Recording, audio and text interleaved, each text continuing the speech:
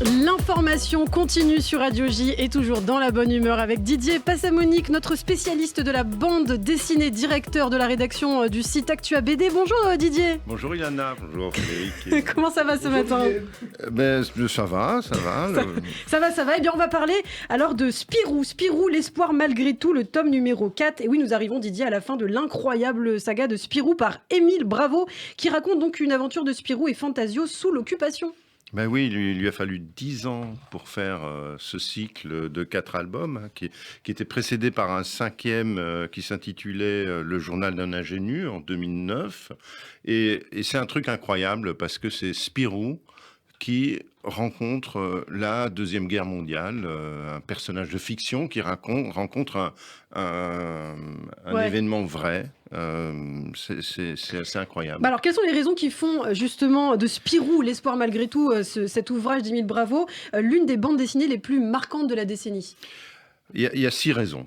La première, c'est que finalement, il nous parle d'une guerre qu'on ne connaît pas. C'est-à-dire que autant on connaît bien l'histoire de l'occupation en France, grâce à Beat et Serge Klarsfeld, notamment sur la Shoah, autant sur la Belgique, on est assez peu documenté. Les Flamands, les Wallons, qu'est-ce qui s'est passé?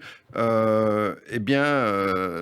nous raconte ça. C'est-à-dire qu'on est en mai 40, Spirou a 16 ans, et les Allemands sont là. Qu'est-ce qu'on fait et comment ça se passe? Et les bombes qui tombent sur l'hôtel Moustique où travaille Spirou, il se trouve sans emploi. Qu'est-ce qu'on fait? Donc ça, c'est la première raison. Il nous parle d'une guerre qu'on ne connaît pas, en fait. Et puis la deuxième raison, c'est qu'il y a chez Bravo... C'est un auteur absolument incomparable. Il y a ce qu'on appelle un jeu d'acteur. On a souvent parlé du dessin de Franquin, de Hergé, etc. On ne parle jamais du jeu d'acteur des personnages. Et chez Bravo, ce jeu d'acteur, il est absolument exceptionnel. On peut faire une comparaison avec des grands auteurs, mais imaginez, on a Spirou qui a 16 ans, il a un copain qui s'appelle Fantasio, qui a 2 ans de plus que lui, sauf que Fantasio, il est appelé puisqu'il a 18 ans. Et Spirou voit en Fantasio une espèce de zazou complètement fantaisiste, et il se dit mais il est fou. À un moment même, ce Fantasio va envisager d'aller travailler en Allemagne, de collaborer avec un journal collaborationniste qui s'appelle Le Soir, et Spirou comprend pas. Il comprend pas qu'en réalité, il travaille pour la résistance.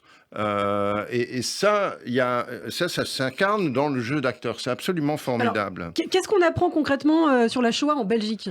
C'est la troisième raison. Nous avons dit comparativement à la France et la Belgique, la Shoah est peu documentée alors qu'il y a plus de victimes comparativement de la Shoah en France qu'en Belgique. Il faut rappeler que Spirou est amoureux d'une petite juive qui s'appelle Cassandra, qu'il a rencontrée donc dans un album précédent, et qu'il sait être en Allemagne. Donc il est totalement inquiet de ce qui se passe en Allemagne.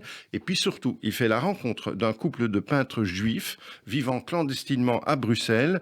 Chaque album de la tétralogie, c'est comme dans un thème musical, commence et termine par le bruit des trains, symbolique de la déportation.